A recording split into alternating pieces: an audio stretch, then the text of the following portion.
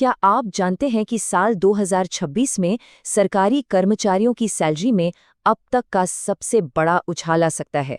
आज हम इसी 8वें वेतन आयोग की बात करेंगे और समझेंगे कि क्या ये सचमुच एक वेतन क्रांति हो सकती है।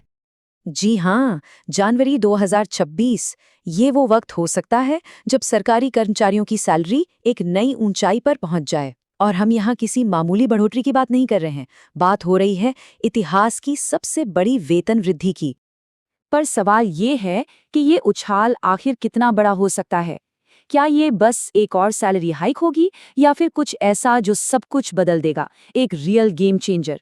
चलिए सीधे नंबर्स की दुनिया में चलते हैं और पता लगाते हैं। तो देखिए, रिपोर्ट्स की माने तो जो मिनिमम बेसिक पे आज 18,000 रुपए है, वो बढ़कर 66,000 रुपए से भी ज्यादा हो सकता है।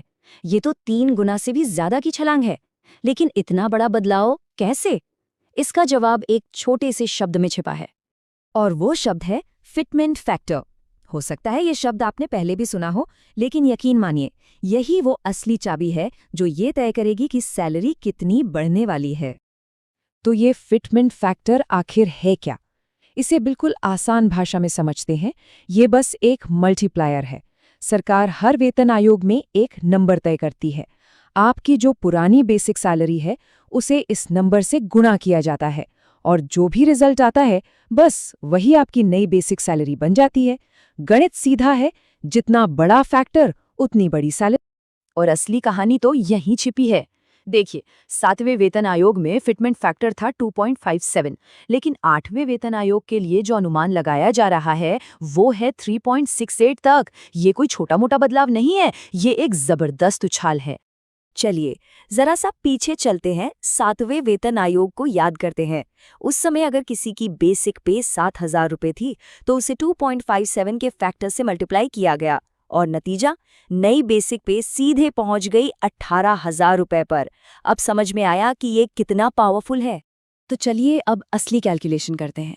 एक उदाहरण लेते हैं और देखते हैं कि दिसंबर 2025 की सैलरी और 8वें वेतन आयोग के बाद की सैलरी में जमीन आसमान का फर्क कैसे आ सकता है।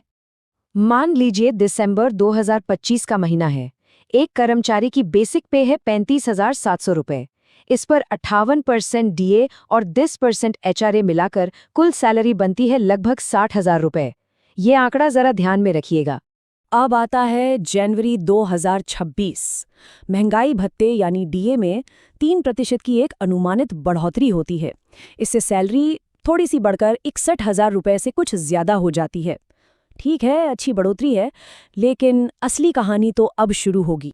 मतलब सिर्फ डीए बढ़ने से महीने में करीब 1,000 रुपए ज्यादा मिलेंगे। ये अच्छा है, पर ये उस सुनामी के सामने कुछ भी नहीं है जो 8वां वेतन आयोग अपने साथ लाने वाला है। और अब वो पल जिसका हम सब इंतजार कर रहे थे, 8वें वेतन आयोग का असली जादू। चलिए देखते हैं कि जब नया फिटमेंट फैक्टर तस्वीर में आता है तो क्या होता है। अब जरा ध्यान से देखिए, अगर हम सिर्फ 2.82 का फिटमेंट फैक्टर भी मानकर चलें तो 35,700 रुपए की बेसिक सैलरी सीधे 1 लाख रुपए से ज्यादा हो जाती है। जी हाँ, अब जब नया पे कमीशन आता है तो डीए 0 हो जाता है, लेकिन बढ़े हुए एचआरए के साथ टोटल सैलरी 1,10,000 रुपए को पार कर जाती है। जरा सोचिए, 60,000 रुपए से सीधे 1,10,000। लेकिन रुकिए, ये कहानी सिर्फ हर महीने ज्यादा पैसे मिलने की नहीं है, ये इससे कहीं ज्यादा है। ये एक पूरा का पूरा फाइनेंशियल अपग्रेड है, जिसका असर जिंदगी के हर हिस्से पर पड़ने वाला है। जरा सोचिए इसके बारे में। आपकी बेसिक सैलरी में एक जबरदस्त उछाल आता है। इसका मतलब है कि भविष्य में जब भी डीए बढ़ेगा, वो इस नई और बड़ी सैलरी पे कैलकुलेट होगा। आपके हाउस रेंट अलाउंस जैसे भत्ते भी बढ़ जाएंगे, और सबसे जरूरी बात, रिटायरमेंट के बाद जो पेंशन मिलेगी वो भी इसी नई सैलरी के आधार पर तय होगी। ये एक चेन रिएक्शन की तरह है जो पूरी फाइनेंशियल सिक्योरिटी को बदल सकता है। और इसीलिए कहा जा रहा है कि ये सिर्फ एक सैलरी हाइक नहीं है, ये एक फाइनेंशियल लाइफ अपग्रेड है। ये खरीदने की क्षमता, बचत करने की क्षमता और जीने के तरीके को हमेशा के लिए बदल सकता है। अब एक बहुत जरूरी बात, ये जितने भी आंकड़े हैं, ये सब अनुमान हैं जो मीडिया रिपोर्ट्स और मौजूदा ट्रेंड्स पर आधारित हैं। असली तस्वीर तो तभी साफ होगी जब सरकार अपना आखिरी फैसला लेगी। तो उम्मीदें तो बहुत हैं, लेकिन आधिकारिक घोषणा का इंतजार करना ही सही होगा। तो सवाल फिर से वही है, क्या हम वाकई इतिहास की सबसे बड़ी सरकारी वेतन वृद्धि की दहलीज पर खड़े हैं? संकेत तो इसी तरफ इशारा कर रहे हैं।